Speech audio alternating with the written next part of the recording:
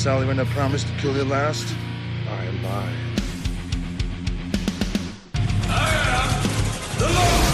Get off my plane. I have come here to chew bubblegum and kick ass, and I'm all out of bubblegum. Sharon, I'm not gonna shoot you between the eyes. If you shoot you between the balls. The disease, but I'm the cure. I'm gonna take you to the bank, Senator Trent. There can be only one. Dead or alive, you are coming with me. Yippee-ki-yay. I'm going to kill them all, sir.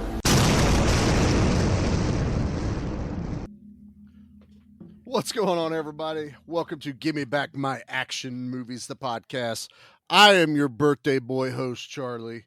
With me, as always, is not the birthday boy, Nate. Say hello, not birthday boy, Nate. Hey, man, we got to hurry this up. I got 5 kids to feed, so the sooner we get this down, I got 5 kids to feed. Got 5 kids to feed.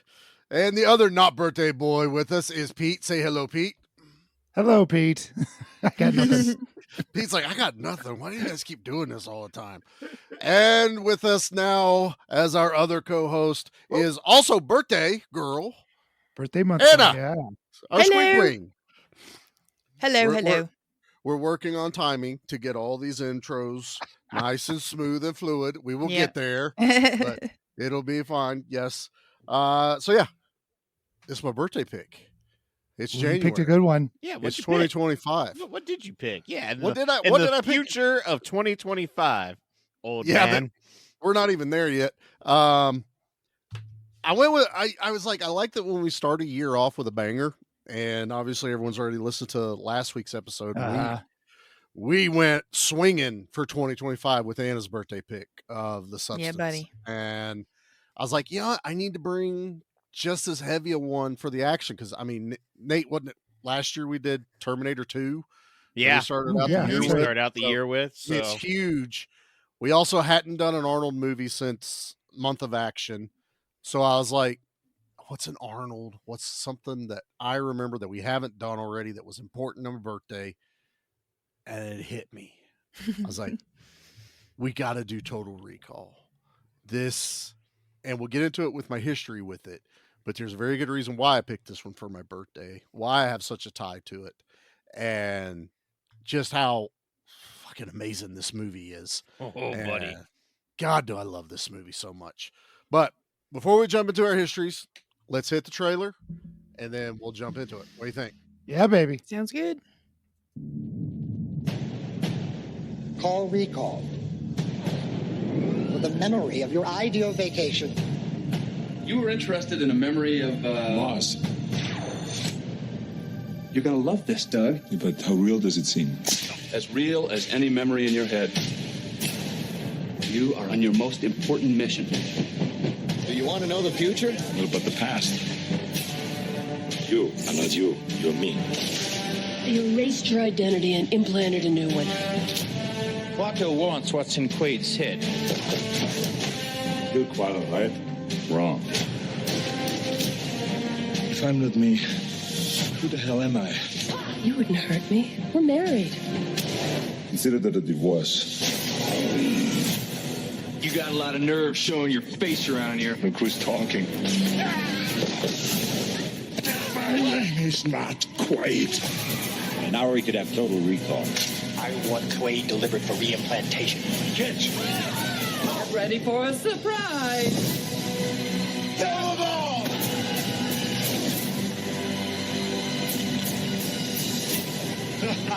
You think this is the real Quaid? It is. We hope you enjoyed the ride. Now, fun fact with the trailer. Don't know how much you guys looked into this or watched anything.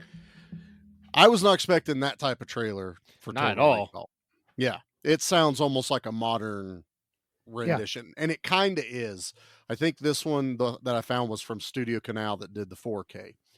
But I found the original one, and it's actually like a bad trailer. Like, no good dialogue, no voiceover. But I read and found out that the studio had no idea what to do with this movie. They didn't know how to market it. And they released the first trailer. It had 45% studio or people awareness, I think is how they judge it. I wonder how which they means, did that back then. I don't either. You know, like especially because this came out in 90, so first trailer could have came out in 89 or early 90. You know, at least a teaser, which I saw the teaser and went, I know what the movie is, so now it looks interesting. But if I had no idea what this was about, it did look weird. Sounds a little like The Princess Bride. Like they didn't know what to do with The Princess Bride either. Yeah, and it bombed in the theaters, but word of mouth, it's become a cult classic, as it should. Yeah. Well, I read that Arnold got in, wind that it didn't have good awareness. He went to the studio and went, "Hey, you guys are kind of fucking me over here. We need to rethink this marketing strategy." And they're like, "We don't know what to do." Come to find out, they never watched the movie, for heaven's sakes, before they put it out. How do you make a trailer without watching the movie? Right. So he had them actually watch it, and then they went, "Oh, okay, we know what to do." Before it came out in theaters, it had 98% awareness in the United States. Damn. 98. That's insane. Because Arnold was like, "You guys are literally going to call You're missing out. You gotta get the word out on this one. This is not how you do this. Not with me. Not with Prime Arnold." Oh yeah.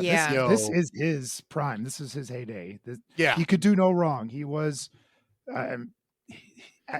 royalty. He was Hollywood royalty at this time. Yeah, he was the golden boy. This was you want to make money, put Arnold in a movie.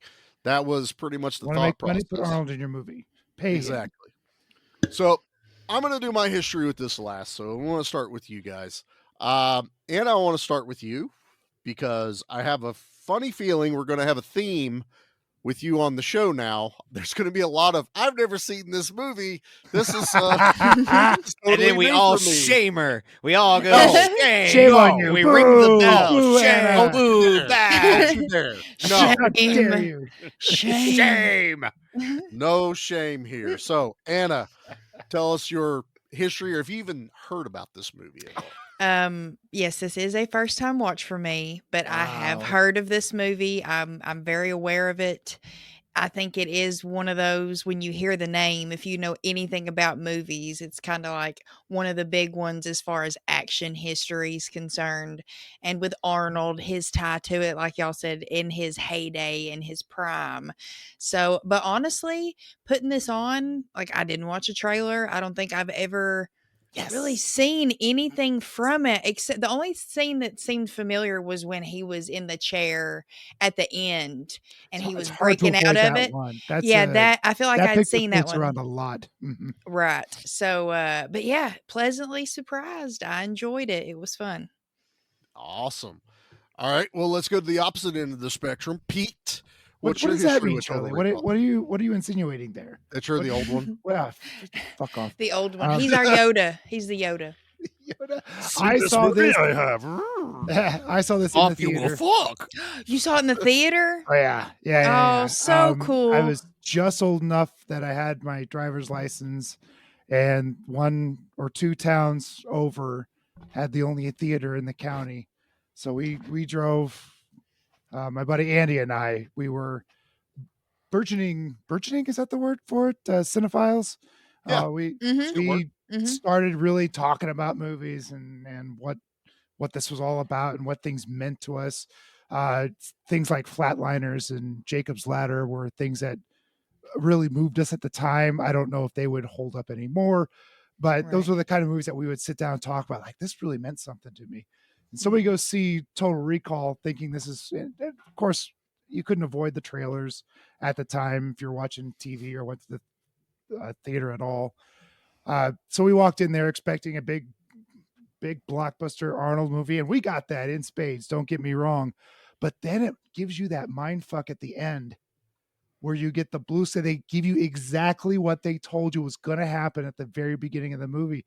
And the two of us just sat there stunned at the very end of the movie going, whoa, was this a dream? Was it real? The movie nailed it for us at that time of our lives, where we were just blown away by such a unique story. So it's a hoot. I thoroughly love this movie with all of my heart. It's stuck with me for a long time. Absolutely. Awesome. All right, Nate, what about you, bud? What's your history with Total Recall? Well, as a kid growing up in the 90s and Arnold being the coolest guy ever, this was one of the ones I remember vividly watching at Nana's growing up. And I don't remember, what I thought of the movie. I just knew it was cool. It was loud. It was Mars. It was eyes popping out. It was everything that a little kid would just be like, oh my God, this is so cool. And then just growing up with it and that constant debate where every viewing I watch it going, this time I'm going to figure out Total Recall. I've got it. Even the last time I had watched it, I called a buddy and went, watch Total Recall right now. I think I figured it out. And then he called me back like 2.5 hours later. I went, I'm kind of past that scheme already at this point. But even watching it yesterday, I'm like, I think I know if it's real or if it's not. And that will constantly happen, which is the intrigue of it. God, I don't know if anyone ever has listened to the commentary for this, but it's amazing because Arnold is just talking about, remember the time I broke the glass? Remember the time I did this? It is essentially the Chris Farley show, but with him doing the commentary, not knowing how commentary works at all. It's a memory lane with him. Yeah. He's like, I caught to myself when I went through that glass right there. It's a very bad cut. It's terrible. I did watch this behind the scenes thing on YouTube, and there was a little interview with Sharon Stone, and she was talking about how tired she was after filming fight scenes with Arnold because just her hitting him and just his force stopping her was enough. It was like hitting a brick wall, like all day long. Imagine this is peak buff Arnold. And I did a double feature when I watched this. I watched this and then I watched Commando. So I was all hyped up. I mean, I watched two of the greatest movies ever made. Yeah, 100%. Yeah, so Total Recall has always been with me. Even like this summer when shown at Fawn, like because Rick and Morty did an episode where it was a planet full of Quatos, and it was a bunch of people saying, "Open up your mind," and they had no idea what it was from. And I was like, "Oh, well, you got to see Total Recall." The problem is they thought there was going to be Quatos throughout the whole movie. No. No. What a surprise. A little unfair. Would have been really cool to have multiple Quatos, but Uno Quato is what we have in this movie. So, yeah, Total Recall is life. That's the best way to put it. 100%. All right. Charlie, what is your Grand Slam history with Get this? back, folks. This is going to get long. Well, it's my birthday, so you know what? I get to do this. So, in thinking of what to do, I kind of came up with a bit of a theme whenever I actually came up with our horror pick first. And I'll go ahead and tell you, we didn't tell you last week. So, my horror pick is going to be Chopping Mall next week. I'm so excited. And I have a funny story to go with that one. But as far as a theme goes, and don't worry, Nate, not a full month of theme. It just happens this is a Don't say that word. Movies young Charlie watched when he shouldn't have. So my dad famously kept me away from a lot of the more graphic action movies till I was, at least 13 or 14. At that time, I was still limited on what movies I was actually allowed to watch, especially without Dad.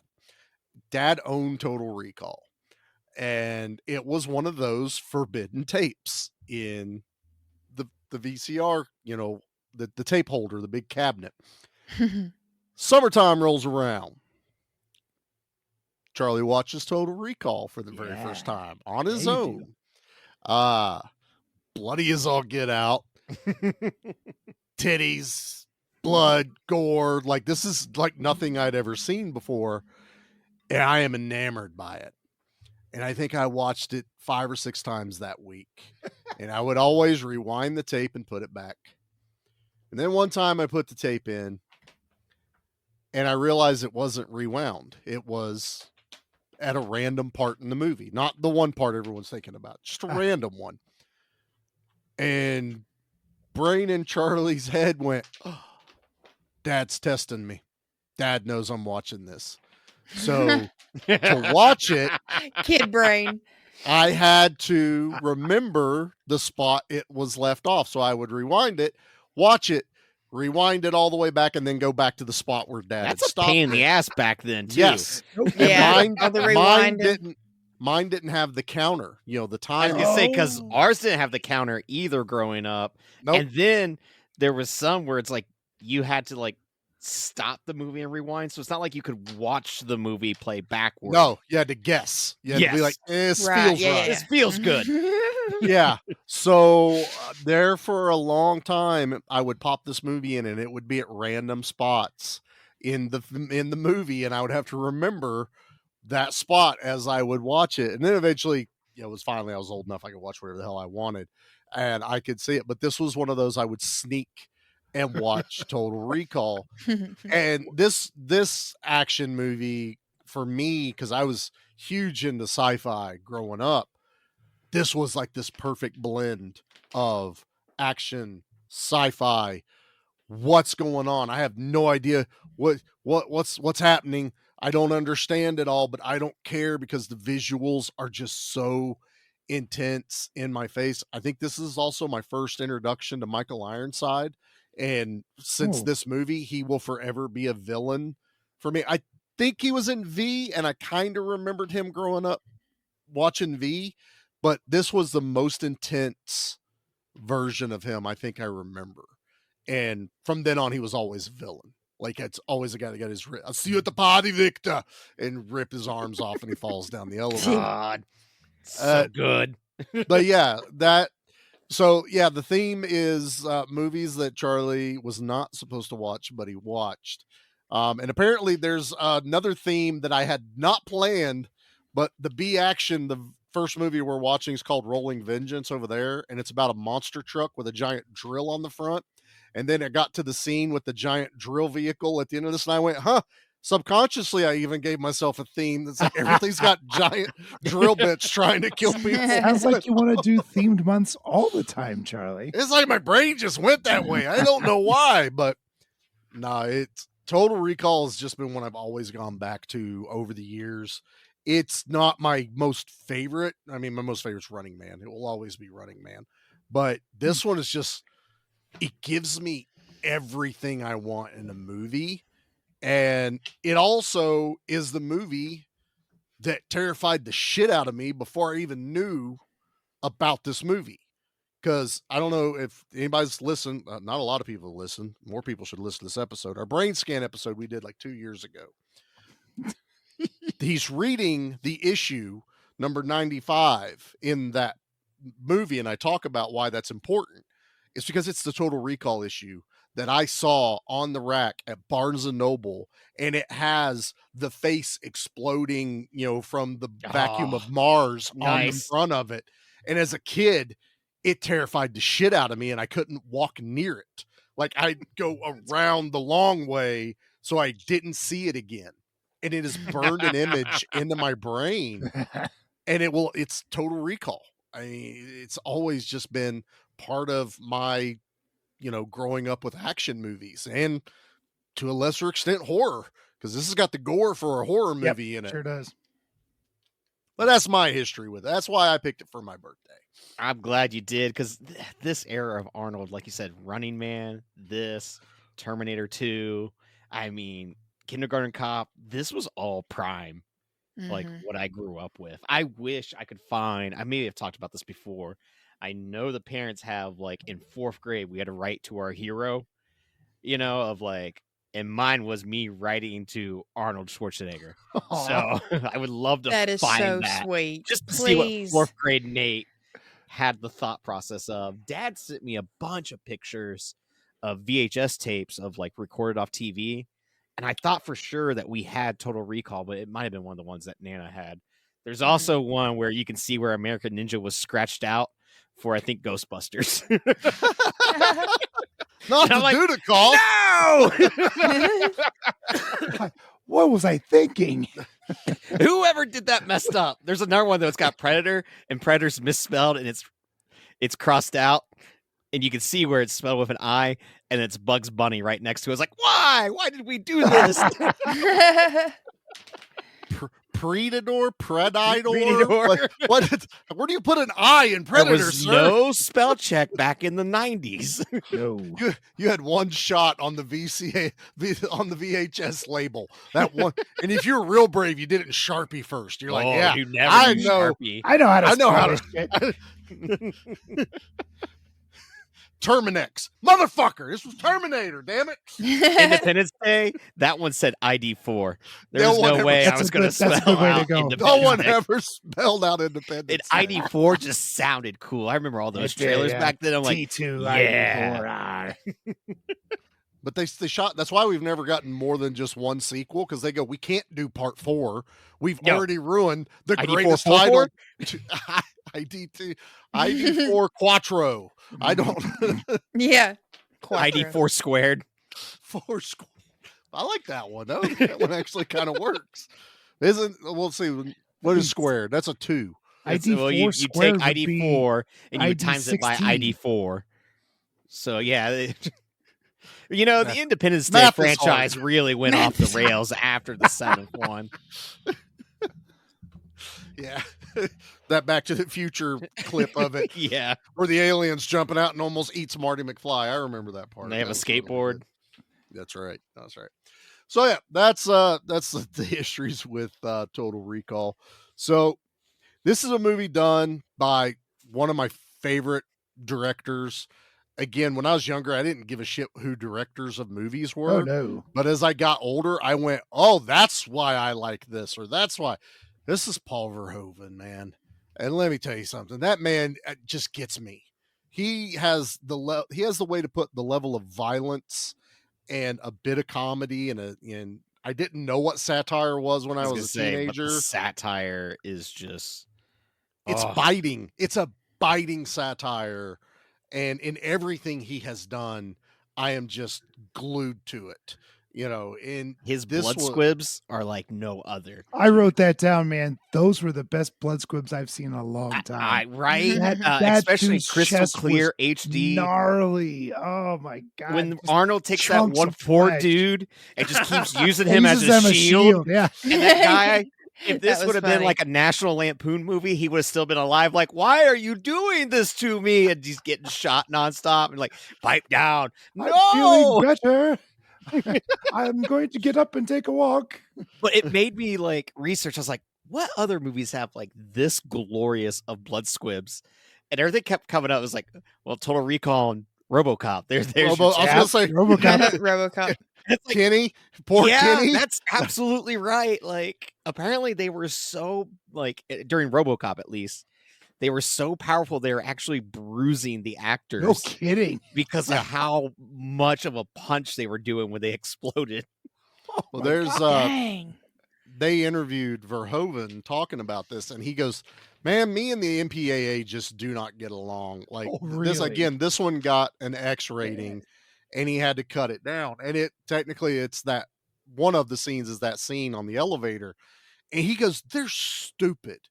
And they're like, what do you mean they're stupid? He goes, the MPAA is actually making my movies more violent. And they're like, what do you mean? He goes, the level I go to and for how long you see it, it's funny. If a guy gets shot 1,000 times, it turns into being comical because he's getting shot so much. Because he's dancing. When you make me cut it down, it's now faster and way more violent. Like it's violently finished. That's a good point. That's worse. He goes, you're making my movies worse, but you're bitching because of the amount of blood, not the context of the movie.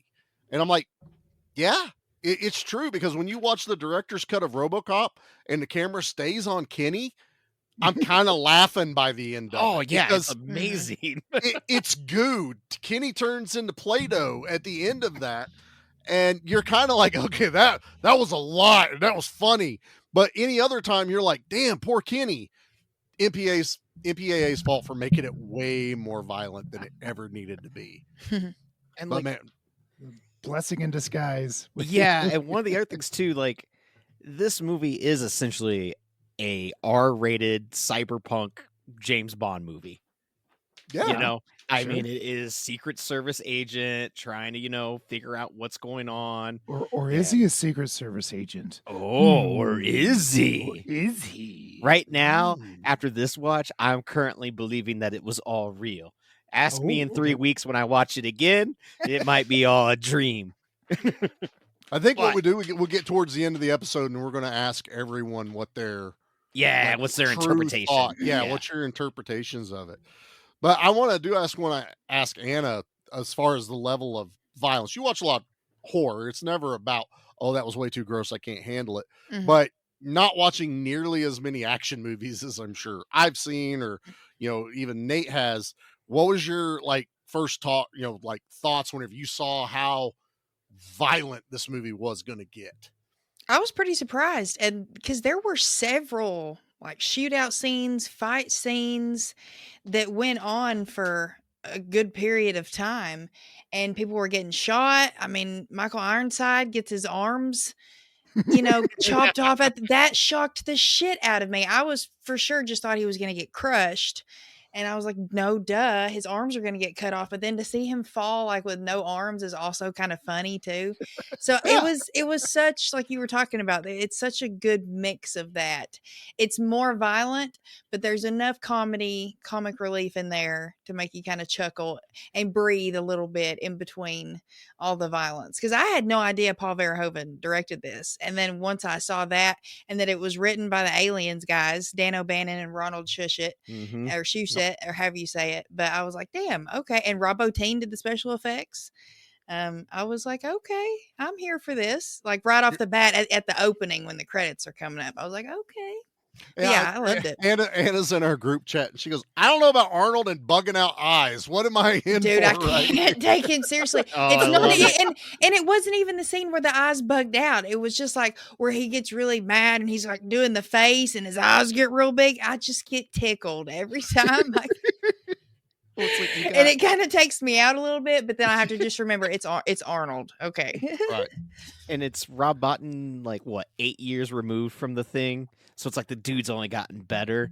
But what I love about this movie is all the production, sets and everything. I was thinking that. Feel like you're in this world. This is the best version, I think, of Mars that I've ever seen on film. Just how bright red and glorious it is. Mm-hmm. But dirty at the same time. It had a lot of Blade Runner feel to it. You know what I thought of? This Mars had been lived in for a long time, and it was gross, and no one cared about it. Yeah, the planet wasn't taken care of. No, charged for their air. I know. When we go back to that part of Chicago in Candyman, how dilapidated and unkempt that area was, where no one gave a shit. And there are these structures around this area of Chicago that were just beautiful skyscrapers, and then you've got this shithole right in the middle of all this industrial beauty. And that's kind of how Mars felt like to me, where the rich were very rich and the poor were very poor, and the rich did not give a shit one way or the other. And that was the that was the whole thing that the bad guy was all about. He was mining some sort of there's class war that's sprinkled into this because they do the rebels versus the corporation and shit like that. Mars made me think of I got strong Guardians of the Galaxy vibes, Nowhere, where they go and all the bars are, especially in the first one when Drax calls. And, they have that first showdown there. And then later on in the series, they kind of start fixing it up because that's where the Guardians now call their home and their headquarters. So by the time we get to the third one, they're fixing it up and making it look nicer, that kind of thing. I never put that together. And then also just all the special effects with different species, people they look like people, mutants. But the mutants. There we go. They're psychics. Yeah. The just the different like faces, and how Arnold comes there and he sees that little kid and he's really nice to her, and there's moments like that in Guardians too. So that's the first thing I thought of. Like when Groot gets there, he sees the little girl and he gives her the flower from his tree branches. So I'm wondering if James Gunn maybe got some inspiration from Total Recall. Oh, I don't doubt that at all. I thought that was really cool. Heavy influences, I'm sure, throughout. But you also had, this is Rob Bottin, only 2 years removed from RoboCop. Working Damn, he did that too. I didn't know that. Then working side to side. And that's the thing, like Paul Verhoeven after Showgirls kind of got screwed because that flopped so hard that he pretty much got outcast out of America. So that was a terrible film. Showgirls. I still have yet to see it. I've seen you haven't seen Showgirls? Okay, so I don't know. I wasn't allowed to watch it. I wasn't either, but you know how I also talk about how I never got the sex talk growing up? That movie gave me the sex talk. I know a certain pool scene. It's the same thing. I've never seen Boogie Nights. One of these days I'm going to watch Boogie Nights. Watch Boogie Nights. That's a hoot. I mean, there wasn't anyone in my age bracket that didn't watch Showgirls because that was Jessie. Thank you. Yeah. That's why it related to me more than the Demi Moore one, because I grew up watching Saved by the Bell. Yeah, that's all we cared about. You mean there was a story in that movie? Yeah. We don't give a shit. I want to watch it. I'm going to. Also, Gina Gershon? Come on. She's still a babe. Good Lord. But yeah, no, but that's where I don't think I really paid attention to who Verhoeven was until after like Starship Troopers. Because then it was like, man, I love this, but why do I feel like I'm watching RoboCop watching it? Because I had the commercial breaks and the news breaks, and then I look into it as I got older, going, well, no shit, I love these movies. This is my guy. Like he knows how to make movies I love. Hell, Total Recall still kind of has it, but it's always when someone's watching television. It's never a break in the movie like he did in all the other ones. There's a lot of background advertisements in movie. There is, and like clips.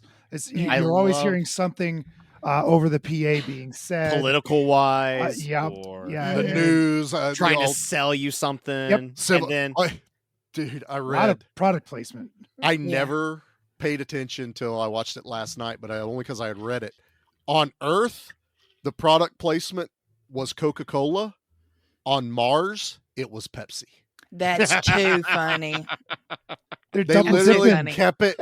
They had two promotions, but they kept them on separate planets. I was like, that's fucking awesome. That means one got kicked off Earth and they did something real bad. It was Pepsi. The heartburn shit. I did see a Miller, give me heartburn. I saw a Miller Lite sign in the background, and I thought, well, there's a missed opportunity. Couldn't you have made Mars Light or something like that? Oh yeah. Mars Light. Budweiser. I don't know. Mars Light. What's a red beer? You need Marweiser. A red for Mars. Yeah, it'd be red Killian's. Red Dog. Killian's, yeah. Red Dog, and instead of the horse, it would be like a planet. Mm-hmm. That's right. Or a three-headed mutant. There you go. Or the god Mars. Ooh. Now we're getting way too deep just for some product. Just for some product. I know that funny in this world. Hey, did anybody else get that intro when the logo's coming up and everything? I got strong Conan vibes. That intro music, the first few beats of it, I was like, is that the Conan music? And then it changed to the Total Recall, and I was like, oh, okay. Was it the same guy? It's Jerry Goldsmith. I didn't know Goldsmith did both of them. Yeah, I didn't either. He's gone on record saying this movie is his favorite soundtrack he's ever done. It's killer. Was a blast. It feels like a video game. So good. Yeah, I just want the soundtrack just so I can just listen to it. But it does. He has that very orchestral beginning to it, very much like Conan. Mm-hmm. But he's somehow, without adding techno bullshit when people try to make a sci-fi movie, done some sort of synth, I guess, but he doesn't. He keeps it orchestral, and it works so well. Yeah, I love the soundtrack in this movie. I mean, it just, to me, it fits. The action scenes feel like action. The intrigue, the spy part feels works like with the intensity of it all. It really does, man. And then honestly, he even has a bit of points for when it does get a little bit of levity into it. He can make the music its own character. And in Total Recall is definitely one of the highlights of it is the sound. But going back to talk about just the setting, this movie just not just the setting where they're actually at, which was this was filmed in Mexico because they wanted that run down yet futuristic look, which I was like, man, it's weird, but that fits. That's right, because it feels alien to say someone in The America. Planet Earth scenes were in Mexico, right? Yeah. Okay. Were they really? Because Mars was all that was Mars was all set, Yeah, but it was Earth where they're going, the Johnny Cabs are running around. That was all Mexico's area. But what I love is the miniatures in this movie. The miniature work is like I don't even feel right calling them miniatures because these miniatures are on such a grand scale as far as the movie goes. There's so many of them that oh my god, ridiculous. And even when there is green screen, because it's done so well, it doesn't really look like the blue outline or something like that, or just this weird. It's all color coded very well. It looked great on my 4K. This is the first 4K I ever bought. I bought this movie like, I don't know, 3 or 4 years. It was at Walmart randomly for $15. Whoa. And it was right when 4Ks were starting to get like easier to get. And I was like, that's Total Recall. I'm going to buy it. It's on 4K. I didn't even have a 4K player. I just bought it. Come to find out, the movie I own the most of, second is Total Recall. First one's Mad Max Fury Road, and I've been doing that one on purpose. Accidentally, the movie I own the second most of is Total Recall. I have like the VHS, 2 DVDs. It's on Arnold Collection DVD. I have 2 Blu-rays. I have the 4K. Like I have like 6 copies, not counting I do own the remake. So 7 Total Recall movies floating around my fucking house. Start sending your VHS. Everyone send Charlie everything that you have of Total Recall. Just keep sending them. I have my Total Recall trading card collector box that I got. Keep sending those to him. Send him everything. We want that workshop to be filled to the brim. I want him to start asking people not to send him stuff. That's how much stuff I want to send him. I'm just gonna be like that dude begging. I want to be like that dude on TikTok that has all the copies of Titanic. Yeah. I'm going to be like, I have all my copies of Total Recall. On VHS. On VHS. We're going to give him the laser disc. You name it. All of it. I bet there's 8-track. There's got to be a laser disc. I would. I'd actually love to watch this on Laserdisc. I'd love to see how well that transferred over. But probably like a lower quality DVD, if I had to guess. But the sound would be incredible. I promise. It would be. Look, man, even on VHS, this movie had me glued to it every time. This was a movie back then, though, because it was unlike anything you had seen before because of that world building. And then, like, the blood in this is so vivid. Like, that first scene where Arnold takes out his coworker and those 3 guys, and just how casual the blood is on the wall, his hands covered in blood, and him coming back to his wife like something's like wrong. Yeah. No, you're just imagining it. Did I imagine this? And holds up his hands that are covered in blood. Also, when he's breaking those dudes' necks, it just the sounds snaps. so the what is it? The celery crack. It's the celery crack. That's exactly what it is. But dude, I love it. And the design. One thing that I do laugh at now is I look at the future cars going, ooh, wow. But Jackie was watching last night. She goes, hey, look, Cybertrucks. That's exactly what I was thinking. Right. That's all this is Cybertruck-ish is as Elon far Musk's as the wet goofy dream vehicles and their designs. But dude, she was in the kitchen and the Johnny Cab thing popped up. I was repeating that line word for word, and she's like, "You've seen this once or twice, huh?" I'm like, "Yeah." Why is Jackie even surprised anymore? She's like, "Oh yeah." Not really. She just loves to point it out because I'll do it without even thinking about it. But I've always loved the Johnny Cab. Never knew that was designed after Robert Picardo and voiced by Robert Picardo. Robert Picardo, yep. I don't know who that is. Our buddy from Star Trek. I lost everyone. Is that Voyager? Deep Space Nine, I thought was going Picardo, well, wasn't it? It was going so well. With he was Quark a hologram, and they were stuck, so it's Voyager. He was the doctor. Yes, he was the hologram doctor. Maybe Charlie will stop it. Pretty sure it was Voyager. I don't know. I can't remember. But we saw him in Gremlins 2. I with a lost wig. everyone. Oh no. Yeah, like everyone. I for like 2 minutes. After it was right when you said whoever his name, I lost everyone. Robert Picardo? I Yeah. wasn't quite 2 minutes. Okay, well, I didn't get a warning, but we can stop and restart just to be safe. Just to be safe.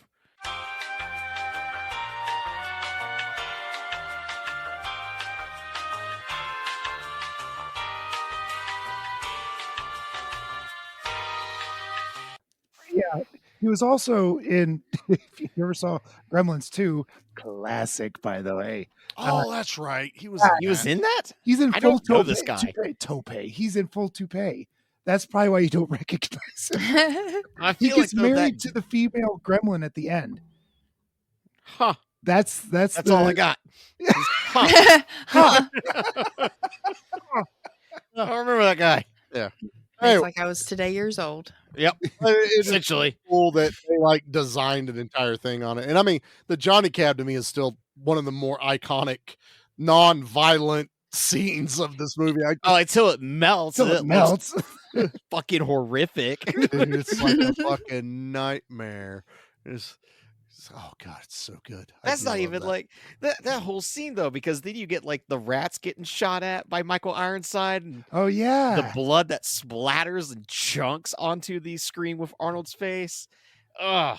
On top of Arnold pulling out this red ball out of his nostril and thinking that was like so gross as a kid, and now even as an adult, I'm like, how did they do that? Oh, it was a dummy. I mean, it was a prosthetic. It wasn't even Arnold. It was a full. It looked just like it was Arnold, a full though. face. That was one of my favorite early memories of something that was so uncomfortable that I almost couldn't watch it. That's a good word for it. It's just uncomfortable. Ow. Yeah. Owie. Your brain instantly goes to, ooh, what would that feel like? Yeah. How did they get that in there? He's like, remember, you'll hear a crunch. A crunch. Shove it up real good. And then you hear the crunch. And you're like, where does the ball pass through? What in my face lets that ball come out? Like, and then it falls off, and it's a tiny little bullet thing. Yep. Mm-hmm. Like, why not just that? Just I know. Why the ball? Well, we gotta make sure it's protected. Mm-hmm. I ball love protects. It. And let me tell you, watching it in 4K last night, I can see the disguise he wears at Mars in the suitcase. Like, I'm looking at everything inside of it, and you see the brown coat that she, quotation marks, wears, and you catch a glimpse of the mask. I was like, really? It was all in there. Like, it was prepared, ready to go. I missed noticed that. I Yeah. didn't either. I a 65-inch television on 4K, and I've seen this movie 50 fucking times. So I'm looking at everything just like, this is awesome. Like, give me more. I'm also glad that you mentioned the mask, because then when he's wearing it and it malfunctions, and Michael Ironside going, there he is. That's Quaid. Get him. Her. Get her. He respected the pronouns, and I loved it. I don't think it's that, but okay. It works, because in the future, It we works. finally decided Yep. we're not going to be assholes. That is the iconic scene. That was probably the best CG I had seen to date at that point, because Jurassic Park hadn't come out yet. I mean, Yeah. it still holds up, though. Yeah, I gotta say, I was when he was saying, "That's Quaid, get him, get her." I was like, "That's not him." Like, no, it's not. I was convinced, and then all that happened, and I was like, "Oh, I guess it was him." So you would have been one of the people that got blown up by a thrown head at you. For Like, sure, oh my yeah. God. Yeah, Get no ready doubt. for a surprise. Boom. But Pete just said something, and it's kind of wild that not that entire scene is CG either. Like, only part of it is, with it coming off of his head, is stop motion. Yep. With Right. a dummy Arnold face, because it's very distorted. That's stop motion when it comes back together. Oh, Like, damn. CG was barely anything. Really? They couldn't even CG the X-ray correctly, because that was supposed to be like the I big did read that. CG It was moment. very funny. They had to animate that shit. That's animated skeletons running 2D around. animation, so weird hand-drawn. looking. But It's we very need weird. that in every airport just to make going through TSA 10 times easier. I would do it in a heartbeat. Oh yeah, in a heartbeat. Charlie, I you already don't got fly, the so radiation. you don't care. No, I fly. I once just a want year. to. I just want to go Charlie. through the X-ray. Oh. I don't give a shit. Yeah, I he want to goes get through like the X-ray. I want to get 4 or 5 guys. We all go through the X-ray together, and then we redo the Walt Disney like dancing skeleton scene where we're all in line dancing with skeletons. I was thinking, what if we put 3 kids in a trench coat and they go through that? Now that would be funny as shit. Let's do that. We're definitely doing that one. We need some kind of animal. I was gonna say raccoons. Raccoons. A stack of raccoons in a trench coat and a hat. A stack of raccoons. Trash But they're pandas. long ways. They look like a normal dog, but they're actually 3 raccoons. One human centipede has to go through that. Shoo. Oh.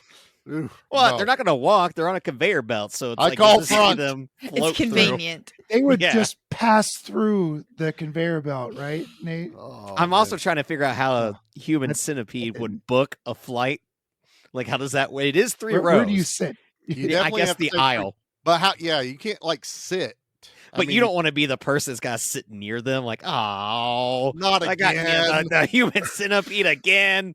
It's a 6-hour flight. Why I does had a this keep cranky baby happening? last month, and now I get human centipede. I gotta quit going to these conventions. This is getting The ridiculous. last time I grabbed the wrong luggage, there was a basket head in Want it. a war?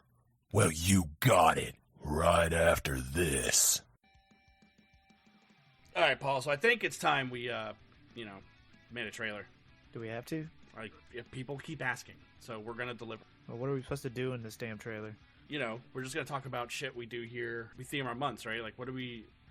I mean, I know we've done stuff like musicals and animation month and creature features, all sorts of stuff, but is that what you're talking about? Yeah, it's something kind of like that. Then I'm probably gonna sit there and tell people, we're on all social medias. We're on the Facebook, Instagram, Twitter, and TikTok, and it's all under Flicks and Friends podcast. Yeah, I guess so, if they're not tired of hearing that by now. Yeah. So, but yeah, that'll work. Should we press record? Yeah, let's press record right now.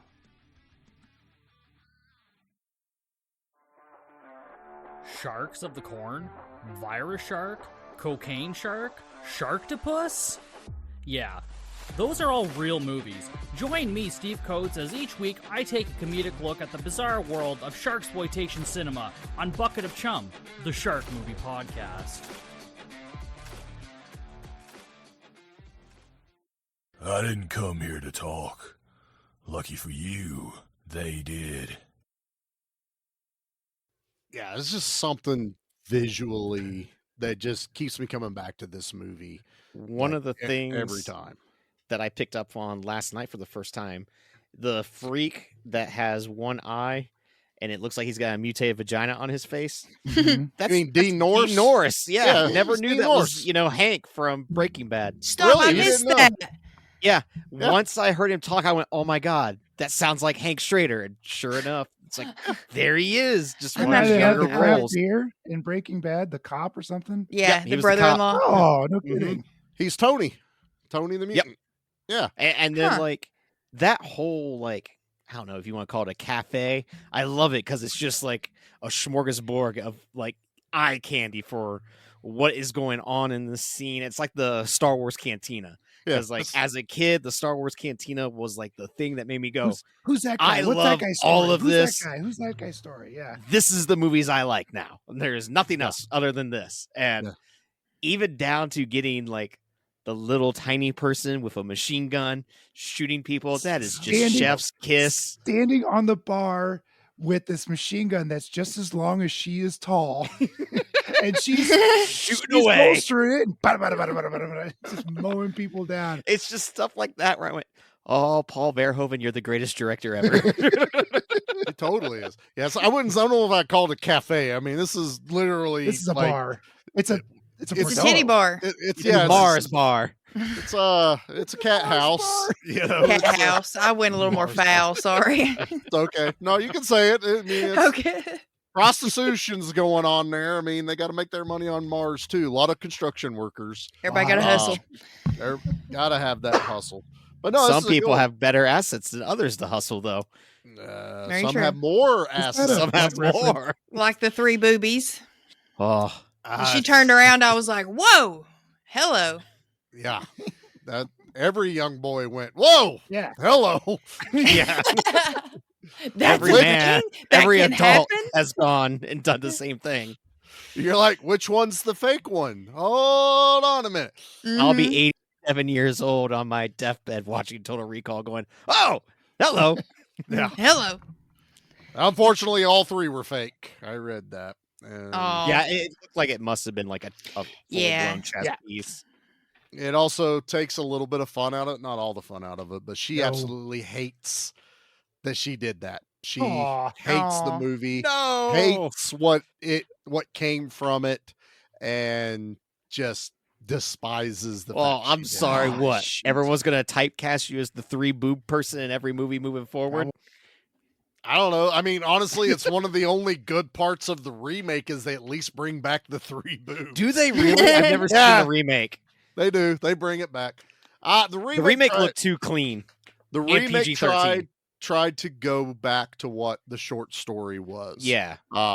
Which is like Recall, we can remember it for you or something like that. Well, that was like the whole. I remember their pitch too back when that came out. I was like, no, like this is just following the story closer than what the Arnold one was, so you can still have the Arnold one, but then our interpretation of the story. I'm like, I don't care. It's PG-13. It looks way too CGI and clean. The PG-13 to me is really what hurt it. There's a lot of visually stuff. RoboCop though. That's exactly Paul Verhoeven. Yeah, let's take a Paul Verhoeven movie and make it PG-13. And that's miss going the to point. work. What is wrong with you people? Stop It's that. like trying to make a Tarantino movie PG-13. Right. Yeah. Right. I mean, Yeah, like Bryan watching it on AMC or something. You're like, You're like, this is boring. This sucks. Yeah. Bryan Cranston was the villain in that. And Jesus, he makes a great villain, and I like Colin Farrell, and I like the idea. There is no Mars in it either. It's Nate's like, fuck that movie. I'm already out. Yeah, I'm he's so out. No Mars. He's out. It's kind of what I would call like a bullet train that goes through the earth. It literally goes through the core. So you have like the rich society, which is where all the poor people work, but they go home back to the other side of the world. Oh, jeez. Because it only takes like, no time on this technology. It's like magnetism, and it shoots this thing back and forth. I hate this. The more it's you all talk, about class. the more It's I all wanna, about. Oh, dude, it's all about class war, and that's that I'm fine with, but I'll just watch Elysium for that. I'm saying dude. There's even robotic police officers, just like in fucking Elysium, and I'm like, wow, just let Neil Blomkamp handle that stuff. Yeah, okay, exactly. Or at least let him give me Total Recall. I'll watch a Neil Blomkamp one, but nah. I own it. I've watched it twice. The first time going, this sucks. And then about a year or two later going, I don't know, maybe I've changed my mind. And I watch it again and I go, this sucks. And that's the last I've watched of it. So that's where I keep it. And I will always keep my I'm making a note right now. Do not see the remake. Okay, very good. I'll put it on the wheel of He's pain. Better not. The Wheel of Pain. I'll put it nothing right. but No. bad remakes. Yeah, just put Total Recall and The Running Man. Put that one up on there. The Wicker Man. The Wicker Man, the Conan the Barbarian remake. Hey, the Conan Barbarian remake is awesome. I love Jason that. Momoa. That was a terrible story. Nah, that movie was Momoa awesome. He chopped a man's nose off and put his thumb where the nose was. He launched a dude on a catapult onto a ship. It was Joey awesome. and I in the theater went, launch him. And then he launched him. And we were like, yes. Also, a movie in the late 2000s that didn't shy away from titties. Thank you. It was so boring. There was so much violence. It's so good. I don't care what anyone says. You know what? I put it on the list. Damn Damn you. it. It's on the list. We're doing it before we do the Arnold one. Yeah. Oh, you're killing me. That's what Khal Drago does. Love me some Just get all hot and bothered. Hey, Now- speaking of, that's a good lead in. Speaking of hot and bothered, we got to talk about the eye candy in this movie. Sharon Stone, hello. Oh my God. A total babe. It's, She's stunning. Like she is. She's almost hard to look at because she's just she's just so perfect. She has the smile. She's got the look. She's got the bod. and she pulled her part off perfectly. Like, Yeah, she was great. she was playing him like a fiddle. Or was she? Or was she? Or was she? Or They, was she? Verhoeven said this movie is why he cast her in Basic Instinct, because she could turn on that innocence and then immediately go into a cold-hearted bitch, like in the same camera shot. Yeah, and another that's what one. she does. She's got that swag. You've never seen Basic Instinct? I have not seen Basic Instinct. Pete, You oh haven't my either? gosh, dude. We've got to cover I that also one. know there's a Basic Instinct 2.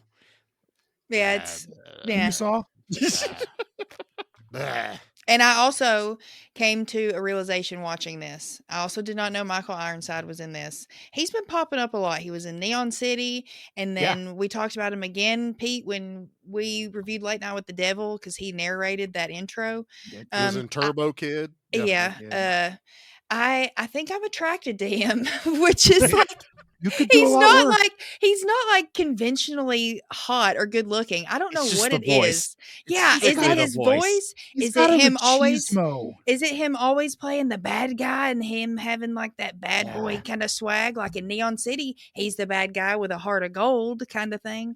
So yeah, I was like, you know what? I think I like this man. There's something He about him. looks exactly the same in this as he does in Scanners, and both of them, he's fugly. That's mean. I like That's me some mean. Michael Not to Ironside, dude. Ironside. No, Ironside. I mean, He was and then to the nines in this Yeah. movie, and I get it, Anna.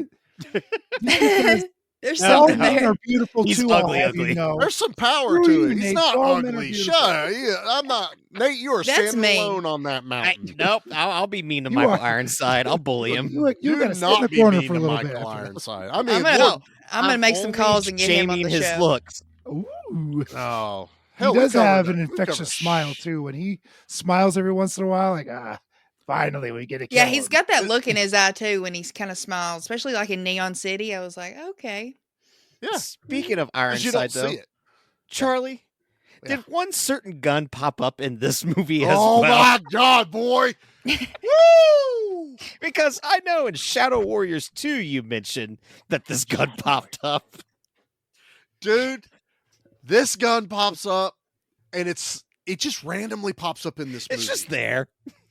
My freaking Calico machine gun pops up in this. But the gun from I Come in Peace and fucking You Deep mean Dark Rising. Angel?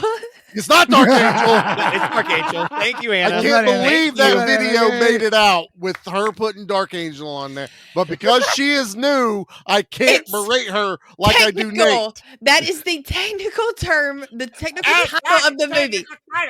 That's where I'm coming from. I just found out I can get this gun for $862. I It's won't. almost tax season.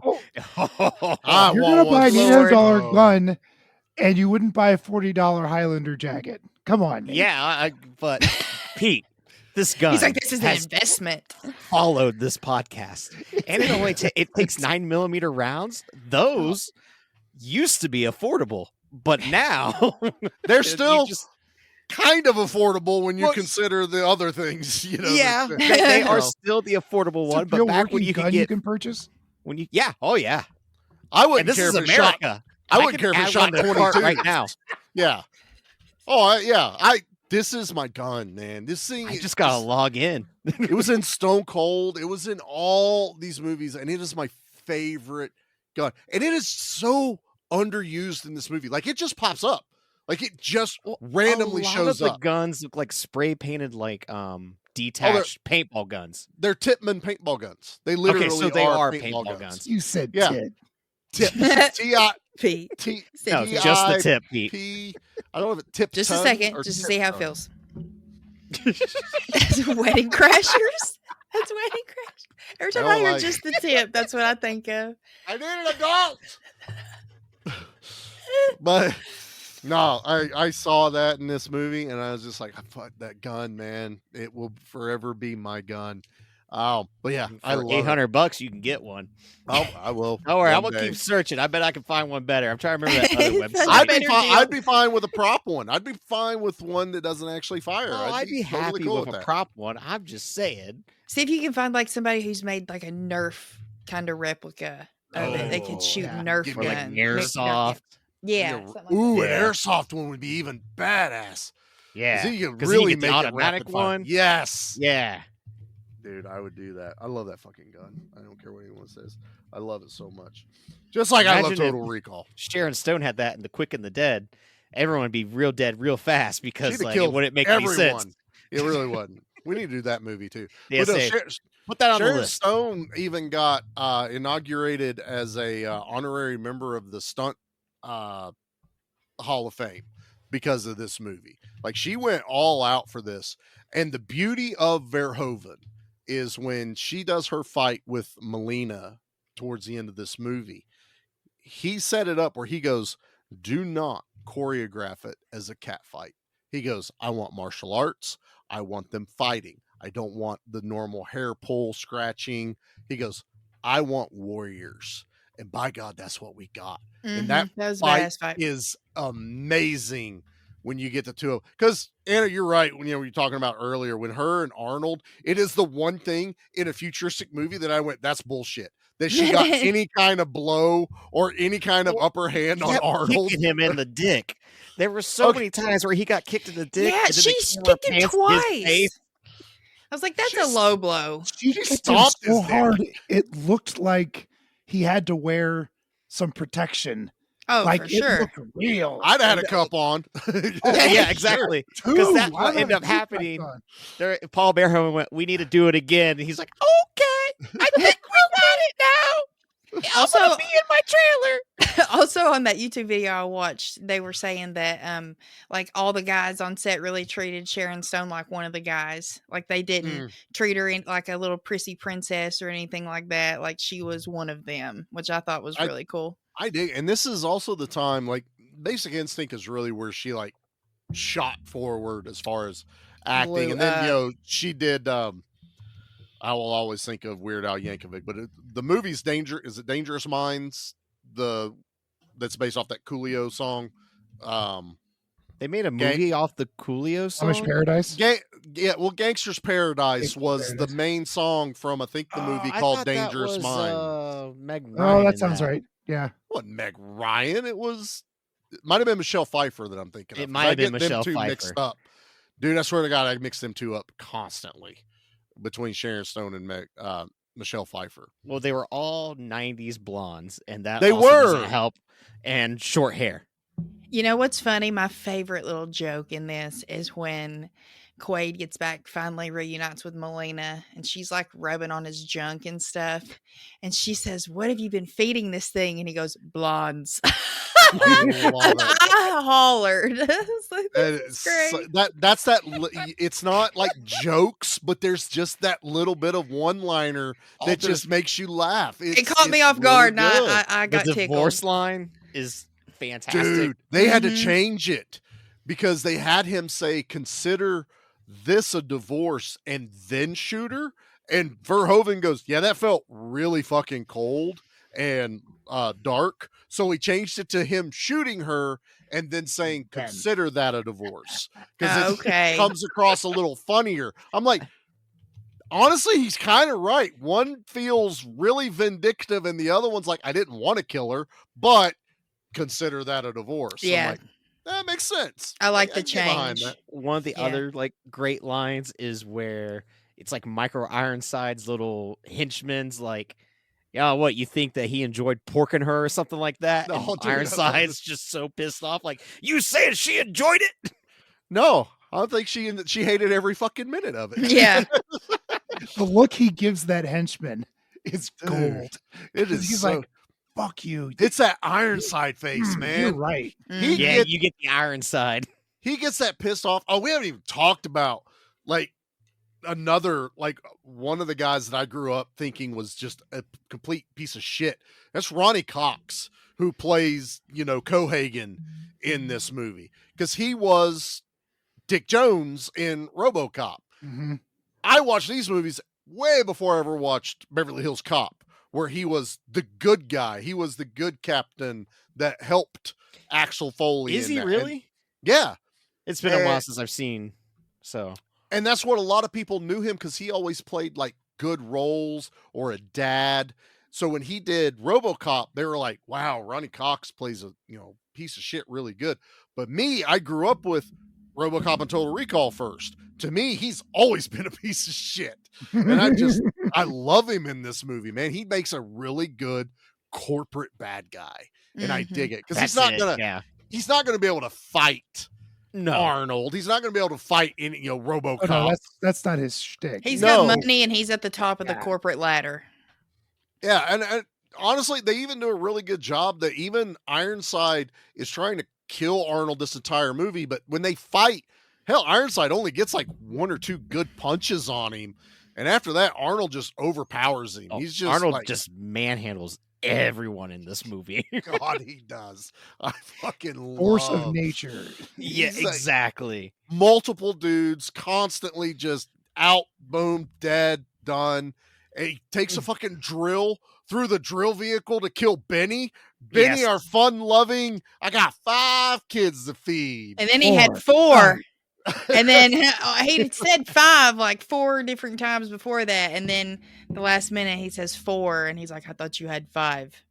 He's like, shit, yeah, man. Screw you, Benny. I ain't even married. That drill vehicle. God, he, you know who I think he is? Ever. Who do you think he is? The guy at the start of Armageddon that's running around with his dog when the meteors are hitting. Oh, I know who you're talking about. I do too. I always just thought looks that like, was like another reason to cover Armageddon in 2025. It's happening. It has to happen, you guys. It's gonna happen. Look at I'm calling in PTO. You don't understand how happy that would make my heart, for real. Pete's soul leave his eyes, as we say. I'm gonna be Armageddon 2025. I don't want to close my eyes. We have Animal to do crackers. it for Anna. The We worst have to do it for Aerosmith song Anna. ever. Do it for me, Pete.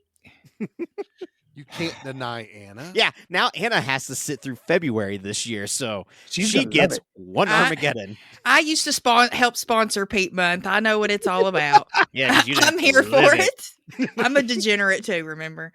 I always remember that being like someone like D.L. Hughley or something.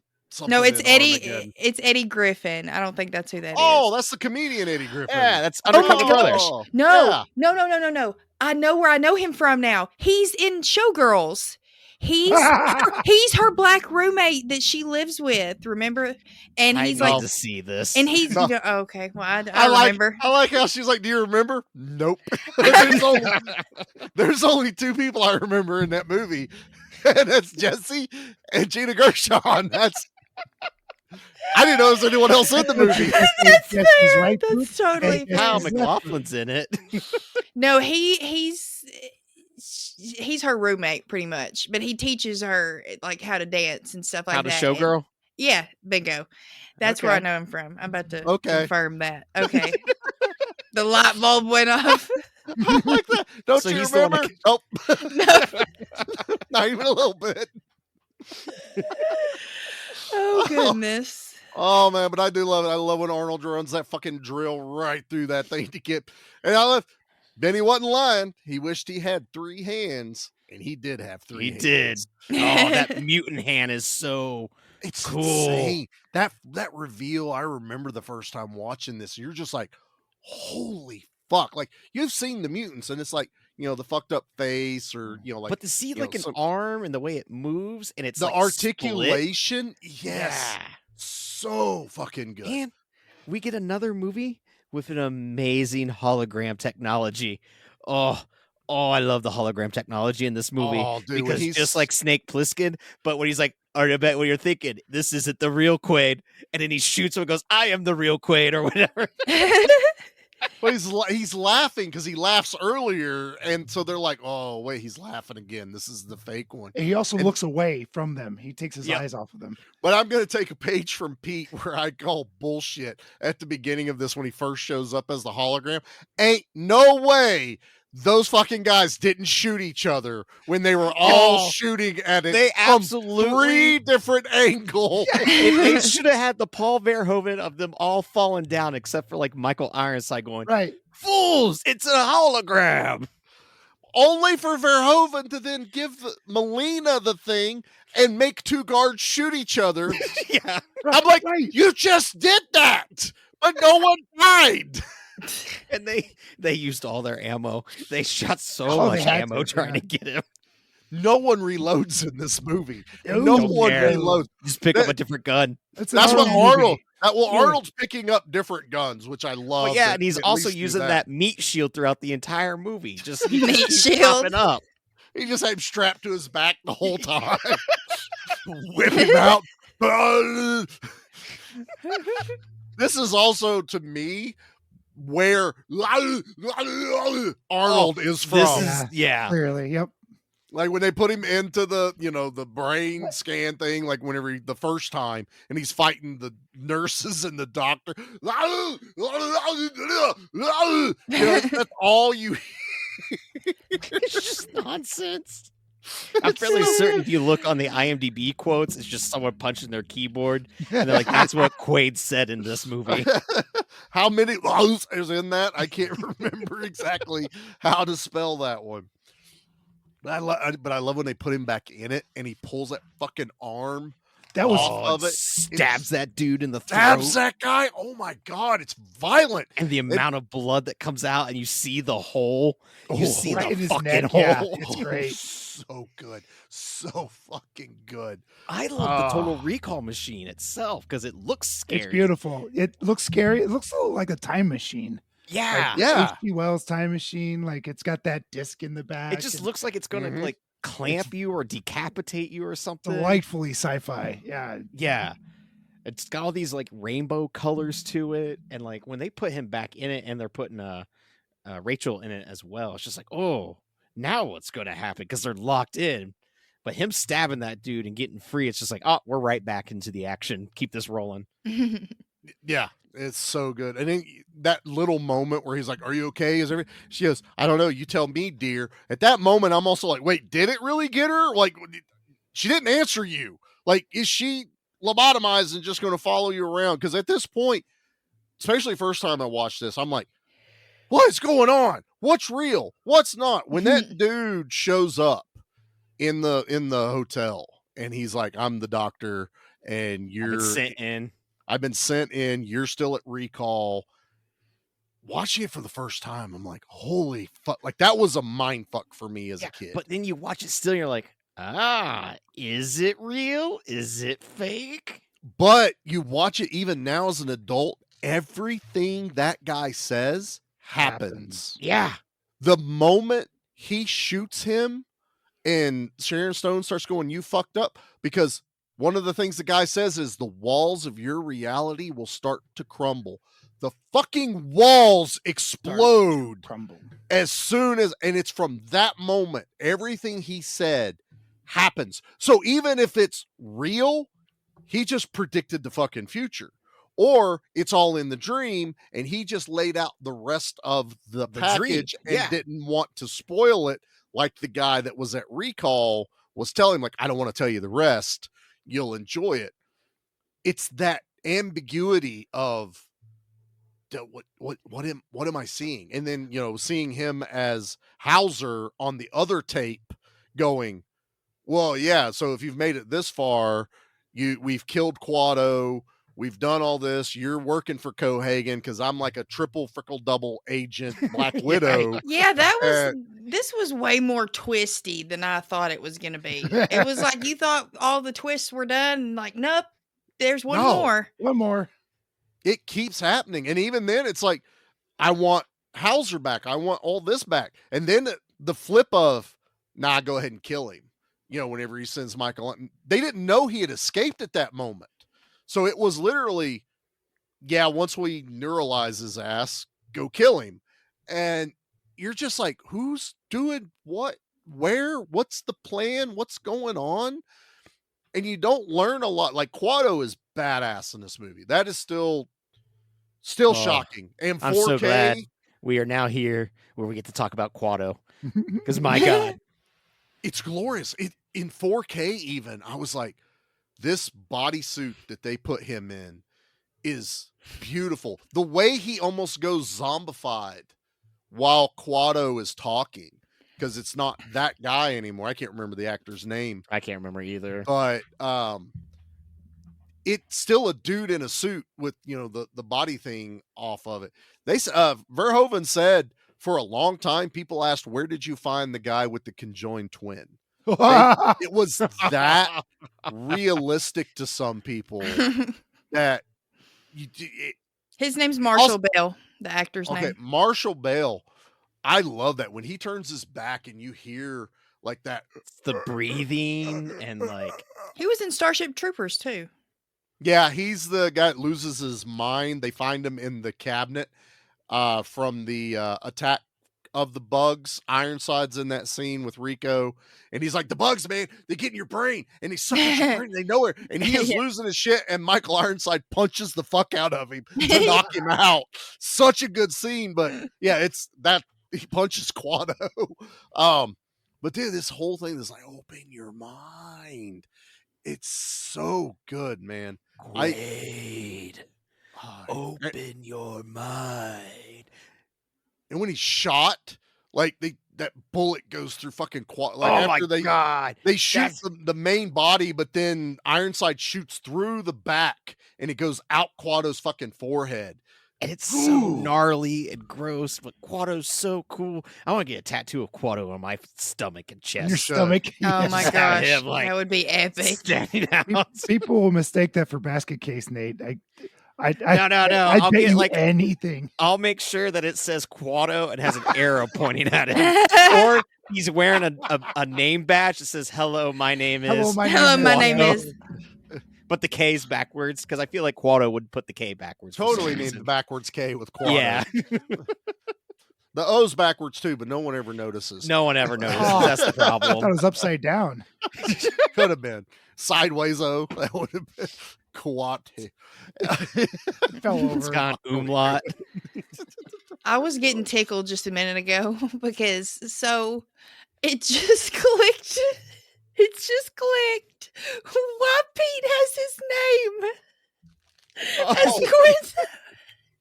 As Quinto. I was like, I saw it earlier and I was like, what character was that? It just wasn't clicking. Quado is Quinto. It's Quinto. Oh, that just made me laugh. I made mine just Quado today because I was like, NATO, I just didn't feel like putting it at the time. And it worked. That does. Yeah, NATO's a totally different thing going on right now. Yeah, exactly. It just and I work. definitely don't want it saying Quado hard. Okay, that's please. No more hardness. Not contacting Zencaster about trying to explain that we did Total Recall. Have you seen Total Recall? There's a thing growing out the guy's tell stomach. You, Zencaster customer service. I'm chatting with the AI bot, and it goes, "Go on, go on." This movie sounds awesome. By this I point, can't wait to become real. That way I can watch it. By this point, Zencaster's just going to have to start listening to the podcast. See what's going on. Listener, get our downloads from Zencaster. Oh, yeah. So we'll get to the end of the movie so we can jump into the fun of this. But yeah, so he gets into this, and again, we're back into these sets and these miniatures of this reactor that's in the middle of Mars, built by aliens. So aliens exist, even though the mutants aren't aliens. No, they're mutants. But there was an ancient civilization here, and they built a reactor of turbidium, which is what they're mining. So James Cameron stole that for Avatar, with unobtainium. So that came from Total Recall. I thought it was because you couldn't obtain it. It was unobtainable. Well, that's what they're going for in Avatar, but this one's turbidium, and it's what they have set up over top of. They find out Mars has a glacier, basically at its core. The center of Mars is frozen. Yeah, so and turbidium. That's not too far. I think like 200 miles down. There's a lot of water on Mars. That's it's just from what we've been told. Yeah, recently, very recently, they found this, and it's it said something like it's literally too hot to get to. Good. We can't. We don't we need to can't explore it. to that water yet I because there's want monsters to in that be. water, right? I want to be like John Carter of Mars. I want to go. I want to Yeah, jump I want real to be high. like Need Ludacris, xenomorphs. who drank water loose. straight from the glacier, but like from Mars. Yeah. Charlie, y'all be those guys on Aliens, like when the egg opens up. What's down in there? Y'all be the ones looking down. Hey, there's a little creature in here. Is that I'm delicious? gonna pet it. Can I fry that up and put it barbecue sauce? I walk back to the ship. It's on my shoulder. It's Dave. Check him out. He's really cool. He's really I'm good. gonna keep him. I'm gonna keep him. Somehow, Charlie's a xenomorph whisperer. He can get him to be his friend. I'll be like David on Prometheus or the Covenant, where I have one as a pet. That's my pet, and it's like it listens to me.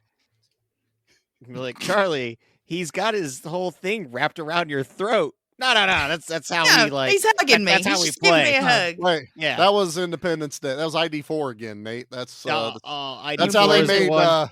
That's how they made Brent Spiner talk, and they communicated to the aliens in that one. And then they upload a virus via Windows 95. Yeah, at least Maybe. 95. Might have been. I can't remember. It definitely 97 wasn't maybe. Windows Millennium. No, that never worked. Yeah, because it would crash. Well, not new enough for XP, right? It was- No. it didn't have I XP mean, yet. Definitely not XP. No. because if it would, XP would still work. Yeah, Mhm. that would have worked way faster. So we get Nerds.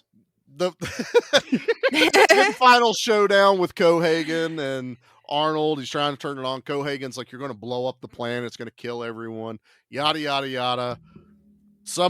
People keep shooting guns on Mars where there's like things Idiots. that block the vacuum of space from sucking you out of buildings. So they fire a gun again, causes an explosion, opens up the side of the mountain.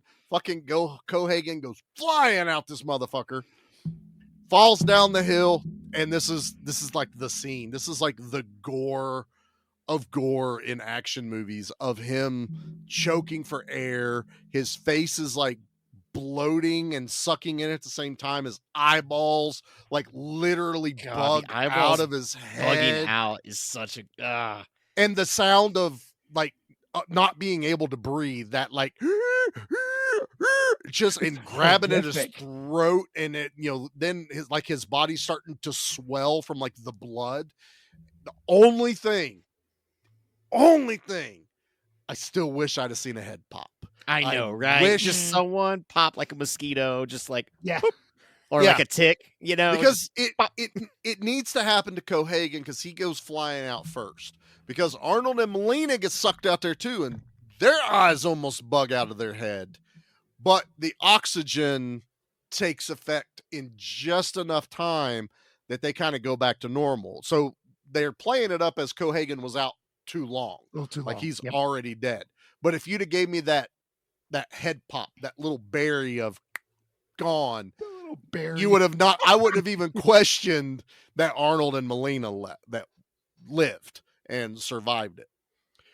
Which comes down to, I think this is where we should get to what I talked about earlier, what we actually think, because part of this is my theory on the movie. And I guess I'll start since we're doing that. Is, what do we believe? Do we believe all this happened, or do we believe this is all a dream? I think it's a dream, because partly Verhoeven's kind of tipped his hat at that, even though he's never answered it directly. This movie ends differently than almost every other movie out there. This movie fades to white, not yes, to black. there's a very specific interesting. reason for that too. Yes, because people that have been lobotomized, it's a bright white.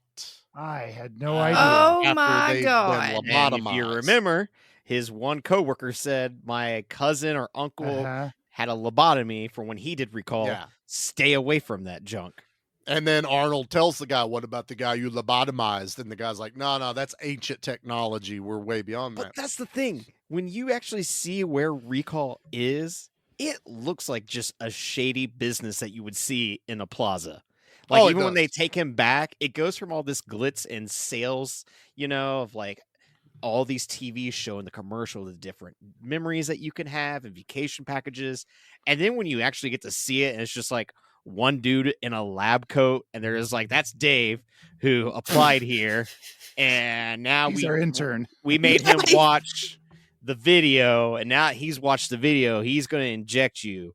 So you're good to go. I take it as it's more unregulated. It was kind of my thought process. Much on like it. the substance. And that was another. You're around the good corner reason. from Total Recall, setting up shop. But the light is kind of like the big glaring, like it probably is. But there's another thing, and I only thought of this last night reading up on it. So Bannon, the guy that wrote this, hates the fucking ending because they changed it. They rewrote it. Oh. It was not supposed to be it turns the sky blue and gives oxygen, because his number one thing, and I was like, this really got me thinking. He goes, it doesn't happen that fast. I don't care where you are, what's going on. Yep.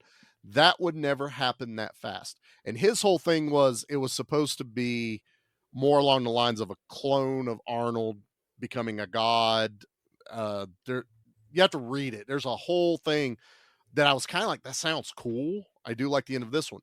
But the other reason I think this is a dream is because in a dream, passage of time means nothing.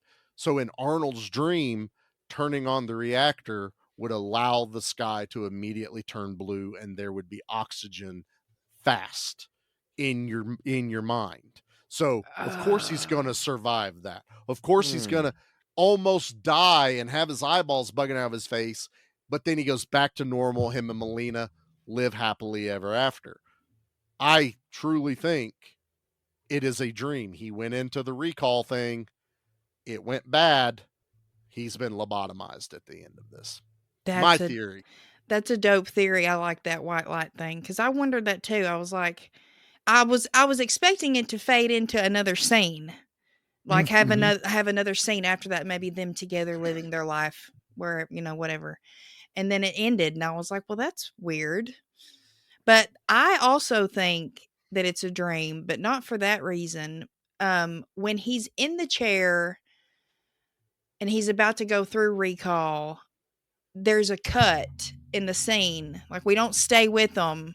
We go elsewhere, and then we come back and he's acting all crazy. So that it could have happened off screen, and Verhoeven just did that to leave it ambiguous enough for us to, we didn't see him really get injected, that kind of thing. Yeah, because it cuts to Bob talking to the other customer.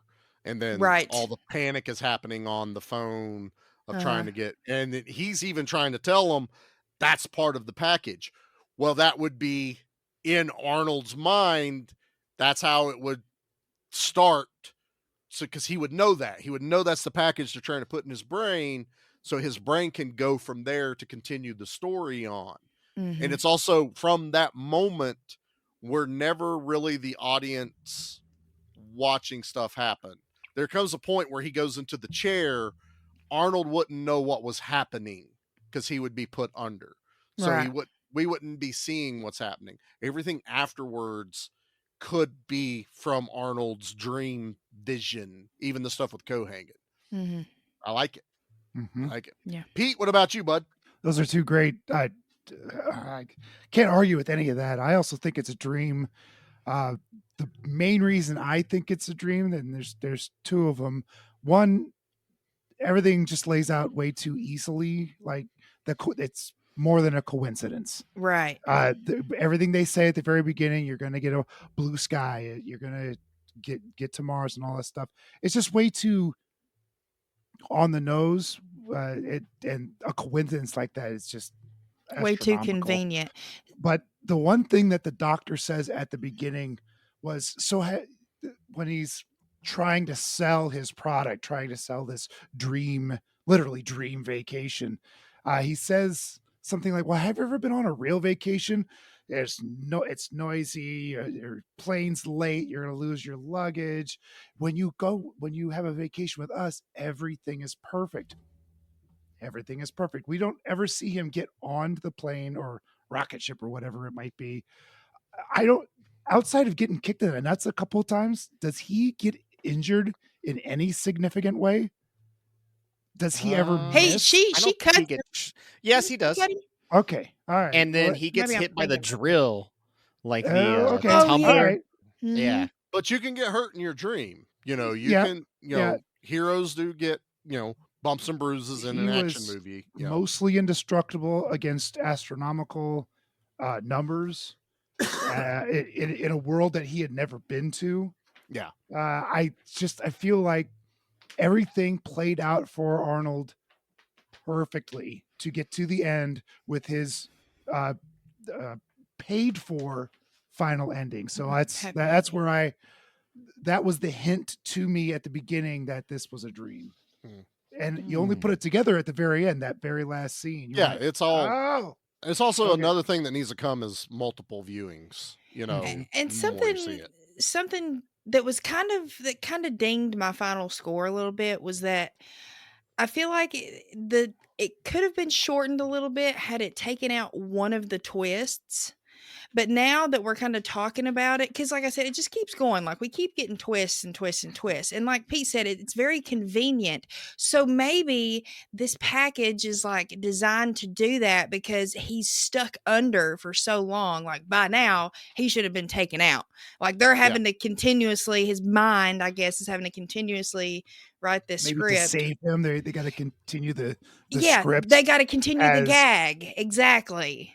just in case they can still save him. Maybe Yes. that's pretty good. I Bingo. like that. I think Nate's up. I am. Nate, I'm what do going you to be think, the bud? opposite and think Nice. that it's real this time. Okay. You're This out. time. No. You're out. Because the very beginning is him having the dream with him and Melina on Mars and how it all plays out, right? And then there is a dialogue in this where they said that, someone's already erased your memory, So in my head is, what if it is possible that he was working with the resistance? They got him. They gave him the brain scramblies, but there were still these, deja vu almost with him. And that's what's causing him to have these memories. Because right at the beginning of the movie, Memories he's are like, bubbling to the surface. why don't we move to Mars? And Sharon Stone's very adamant of, we are not moving to Mars. You would hate it. It's boring. It's dry.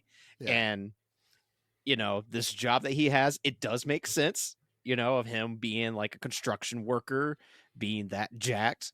But the only Not thing using ear protection or At eye all. protection. Yeah, and Anyone using a else notice jackhammer. on that? Him or I don't need it. in the future, you don't need it.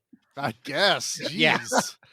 The 90s were wild. The only thing that still gets me is that white screen at the end where it's just like, it might be a dream, but right now in my head, it is all very real. Excellent. It's just the brain scramblies didn't fully take.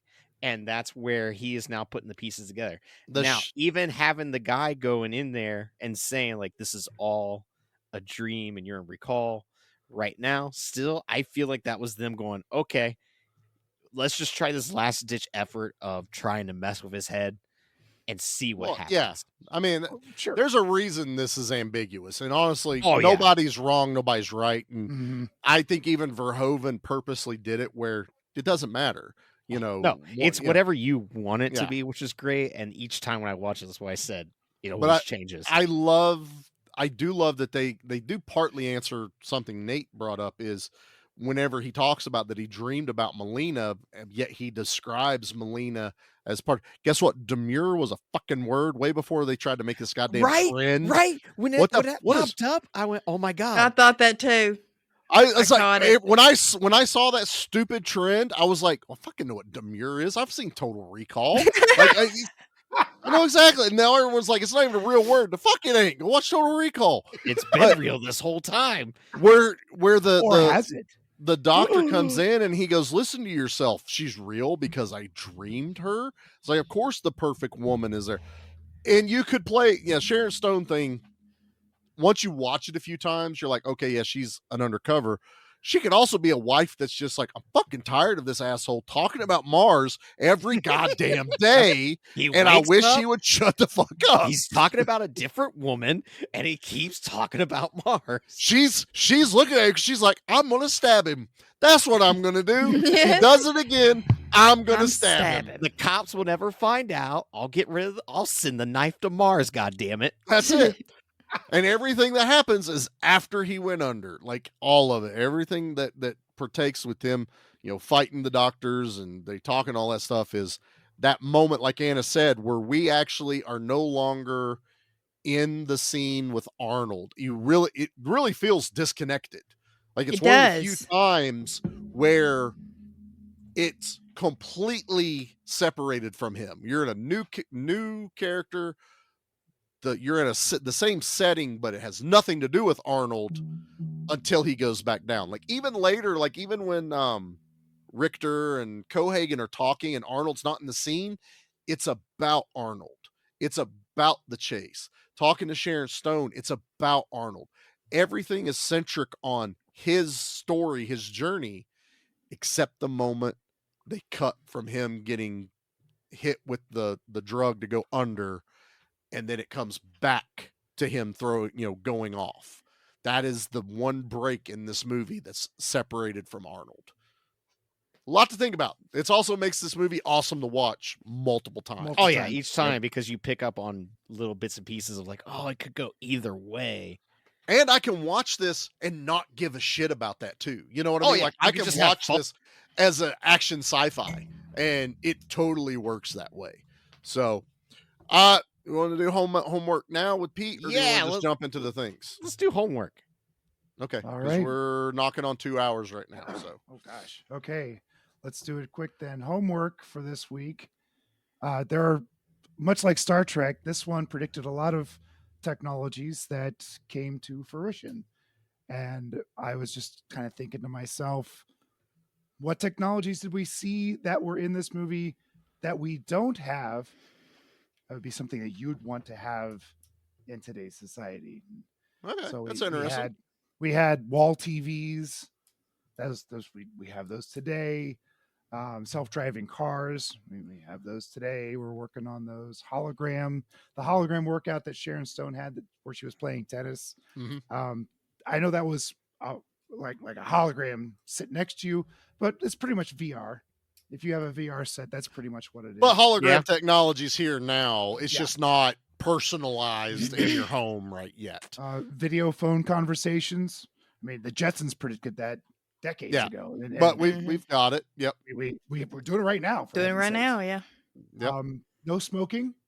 There's no smoking on Mars, by the way. I'm fucked. You got air scrubbers. I'm just going to pollute the air even more. Sorry about your oxygen, y'all. y'all. In Mars. That's why there's no smoking. So those are the few things that I picked up that were actually that became reality. What about you guys? So Nate, you said you had yours right. Oh yeah. Oh yeah. I want Johnny Cab to be real because but it is real. No. See, we got Uber, and Uber, it's hit or miss on what your experience is like. I've had Uber drivers where the conversations take a very awkward, weird turn. Oh. I've had Uber drivers that because they went to the bottoms, they started freaking out and trying to change their GPS while driving. And you know what? A Johnny Cab, it just wants to chill with you, and it's not going to be an annoyance, and it's not going to ask you a bunch of weird questions, or it's not going to be super awkward where it's just so quiet. You're like, oh God, why is this a 20-minute drive? So I want Johnny Cab to be real, and I want Elon Musk to stay away from it. That's what I want. Hell of a day. Yeah. See, here's a tip. I'm gonna be like, oh, this is great. Where else can we go? Yeah. So that's mine. How about you, Anna? Do you have one? Probably the ability to erase memories. Oh. Erase stuff from your memory and stuff like that. That could be very convenient. I took a dark turn. Sorry, y'all. Wow. I'm not going to ask any more questions. Yeah, don't ask Anna anything else. I was like, wow. Eternal Sunshine of the Spotless Anna happening over here. I didn't want to sound sexist, but I was really expecting like the fingernail thing, where she could change the color of her fingernails. That was cool. Yeah, just by touching it. But Nana's like, no, I don't want to remember shit. Nothing. I want all my darkest memories to my go 20s. away. I want to erase my 20s. Exactly. Your 20s are already erased, sir. Bingo. Oh, you got a good point there, Nate. I did that to myself. How about you, Charlie? I have no fucking clue. I'm sitting here going, what's in this movie that we don't have some kind of version of? Fingernails. That's what it is. Give Charlie it wants. time. Give it time. Yeah, I want the fingernails. God, find the drill vehicle. I want personal man-sized vehicles that I can go rent and drill a hole through a goddamn hill or a mountain.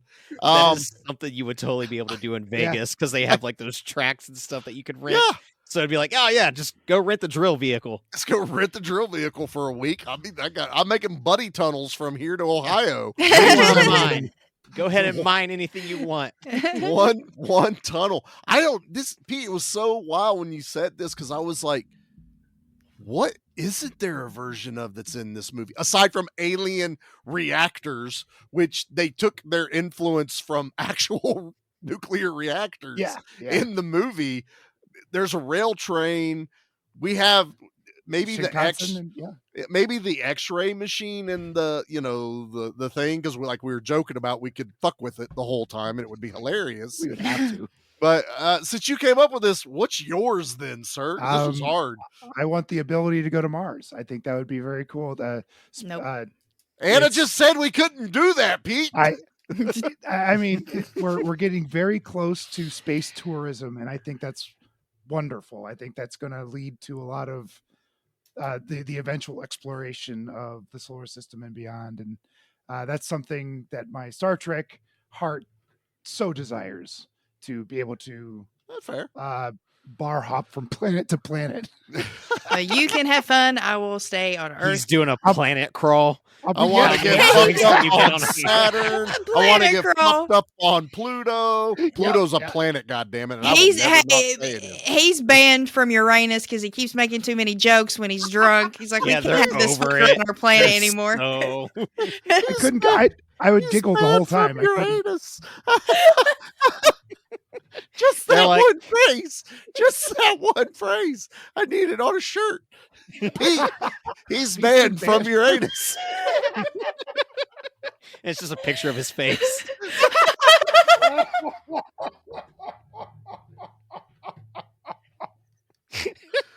Wow. What a homework.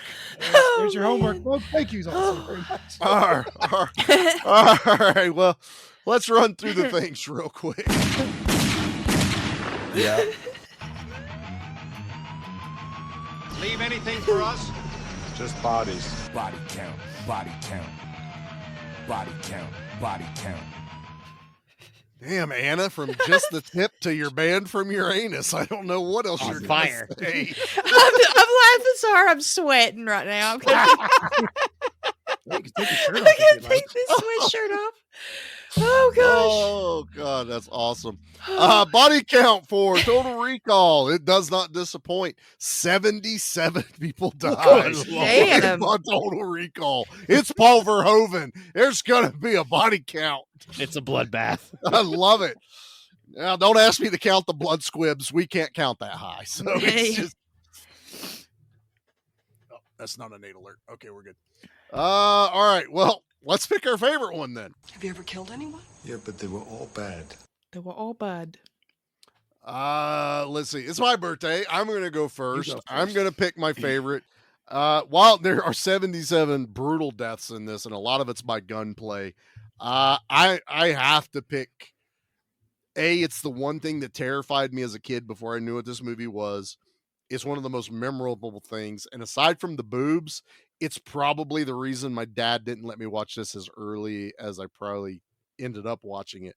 And that's Cohagen's death at the end with his eyes bugging out of his head and losing oxygen in the vacuum of Mars. That it's still a scene that I just stare at and I can't tear away from when it's on television. It's just so Nice. well done and it sounds painful. Like there's certain ways you don't want to die. Yeah. I'm going to put suffocating on Mars on that list. That's I don't want to high die on the like list. Didn't know it was going to be on the list, but there it is. it's on the list now, sir. But Pete, let's go with you. What's your favorite kill? It made me so nervous to see it when I was a kid because it was just coming, and that's when Ironsides got his arms chomped off by the lift. Yeah. It's and to see him fall like Anna was talking about earlier. As he falls, he goes and he's got no arms. You can clearly you see his nubs he's reaching got up. no arm. I forget what Arnold says. See you at the party, Richter. That's what it was. that one. Oh, and you just because you can see that happening. Oh, you see the wall of the I'm taking you cave with me. and the elevator. Mhm. It's a guillotine. And and then Michael Ironside sells it. I mean, he Oh, does yeah. a good death in a movie. And that's just like that. No! Mm-hmm. Way better than the Dick Jones fall off the building in RoboCop with his 40-foot arms waving from the marionette puppet. He's been an asshole the whole time that you're just like waiting for him to get it.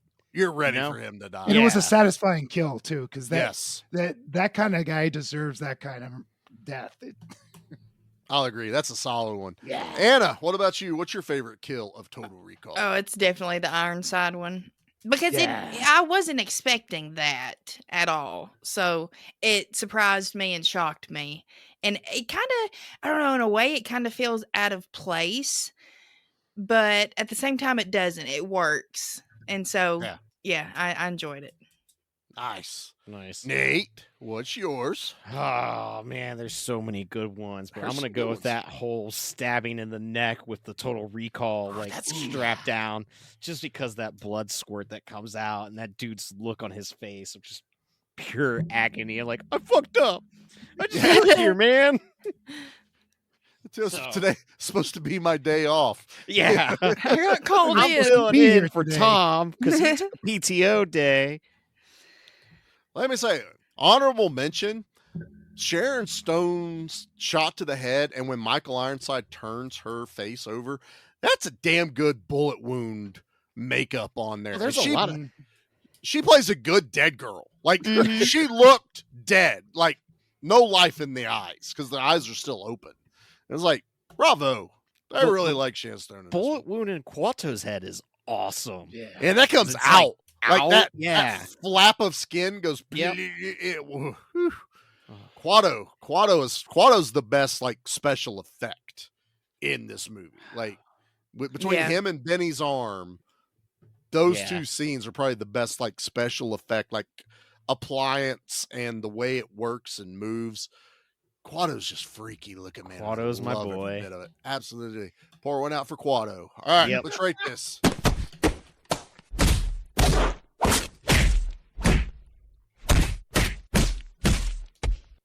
That wasn't Michael Ironside because he has no arms. So let's rate this. Anna, let's start with you. This is first time watch, so I'm interested. I'm giving it 8 out of 10 stars. I was very impressed. Solid. Like I said, I had really no idea what I was going into other than the fact that it was Arnold. It was an older action movie and it was sci-fi. That's pretty much all I knew. And I just enjoyed it. I want to go back and watch it again and catch all the other catch all the other little Easter eggs and stuff. And I think it's a great performance from Arnold too. Like him and Conan, I just was not that impressed with, and I know he was still getting started. He was, I just was not the biggest fan of him in that. This Now, is more reason to cover Momoa's, Conan. yeah, there we go.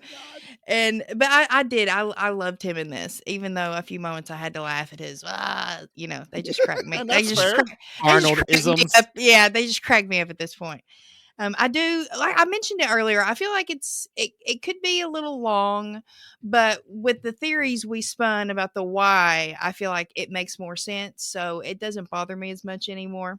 And I had fun while I watched it, and I think that's the most important thing. And it kept me engaged.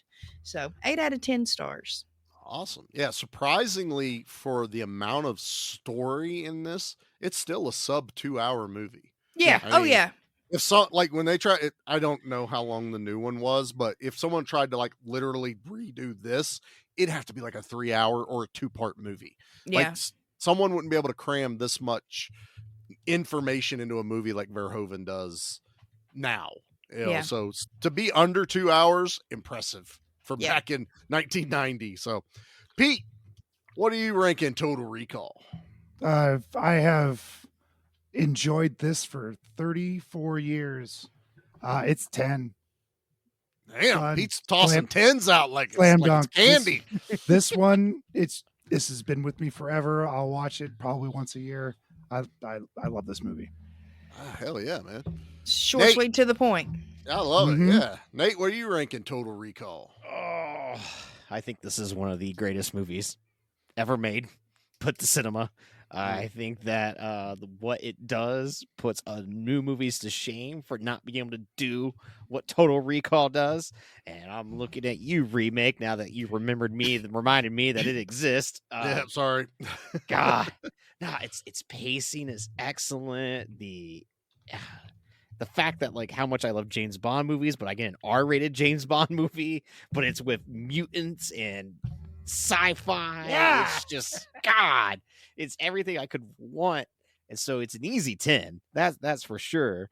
And maybe we should just let Paul Verhoeven come back to America one more time, just to give us another like solid action movie. Because I think the last American movie he did was Hollow Man, and I don't really remember much about Hollow Man. I remember liking it.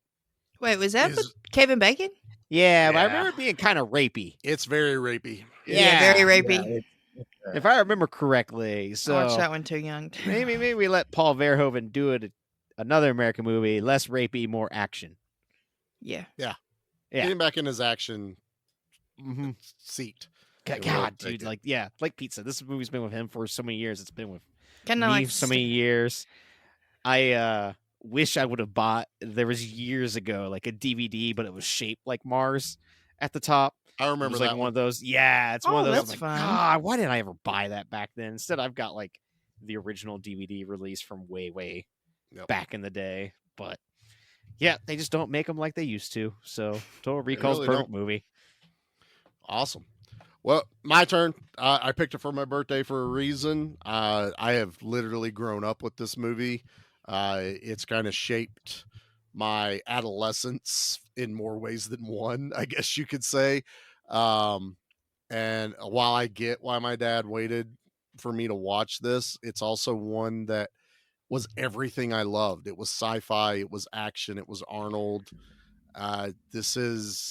It's in my top 5 of Arnold movies. Like I said, Running Man will always be my favorite. And of course you've got Terminator 2 and stuff like that, but Total Recall is in that. It could even be top 3. So this is a 10. And again, we don't do this based off critical thinking as much as we do how much we enjoy the movie. That's why we can throw our 10s around a little loosey goosey here. And I don't care. I'm not trying to make an excuse. You like what you like, but man, Total Recall is just one of those that I have so much rewatchability with. I inadvertently own 7 copies of this movie, and I'm not upset about it. I just love it. I love the visuals. It was one of those that made me wish I'd have gotten into special effects. These were the kind of movies I grew up with, just like enamored. I wish I hadn't been scared of that issue of Fangoria and I'd have bought it. One of these days I will own it. I will own that one because it is such an important moment that I will never there's been tons of Fangoria covers that are nasty and terrifying, but Total Recall's burned an image in my brain before I even knew what the movie was. So yeah, it's a 10, man. I love Total Recall. So Nate, as much as we've given this a love fest, it's time for you to bring it down a notch. Oh yeah. I'll see you guys later. I'm leaving. Bye. I come out, I throw trash all over the ring, and then love you, Nate, I but start I eating hate you for garbage, this. and then I pick up the trash can and I bash the guy on the head. Oh, that's gonna be a disaster. This might be my favorite one I've ever done. Oh God! Okay. Oh my attention. gosh. Please be about the remake. This comes from Texas One and gave it 1 out of 10 back in 2019 and said, "This will make you feel bad. I thought this would be a cool science fiction film from the 90s. It turned out to be creepy, disturbing, and vile. Arnold's character does not come across as a nice guy. I hated all the characters. The ones that weren't bad were just creepy. There's this one creepy scene where a man has a little mini-me growing out of his chest, like a beast baby. This beast baby is shot in the head. It's almost like watching a real baby being splattered to death. It's really horrible. I had nightmares after watching this, and I felt bad after this." Wow. Called Quato a beast baby. Beast baby. BB. Entirely wrong. One scene made him give it a 1. He gave him nightmares. The Beast Baby Quado. Beast Guy baby doesn't watch a lot of Quato. horror movies, does he? Beast Baby Quado. Oh, yeah, don't let him watch Basket Case. Oh. He'll shit himself. Uh-huh. Don't watch Basket Case 2 for whatever you do. Jesus, he'll die. He'll die. That's the one if with he- the girlfriend, isn't it? That's the girlfriend, and I think they added more freaks in that one, wasn't it? Wasn't there like a couple more in that? I'll go watch that again. I know, I haven't seen those in forever. God, I love those movies. All right, well, that's Total Recall. That is my birthday action pick for 2025.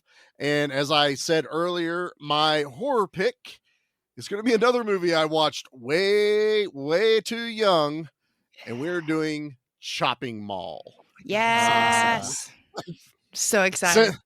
Since my last birthday's killer robot movie fell on deaf ears, maybe this birthday's killer robot movie will cheer everyone up a little bit. I hope next year you have another killer robot movie to bring to the table. Maximum might be able to- Overdrive? Have you guys covered that? We have haven't not. done that yet. Oh, okay. I did on the Bingo. other podcast. That's where, yeah. I have a cool connection with that movie, so Yes, that's you why do. we're saving it. So yeah, Chopping Mall next week.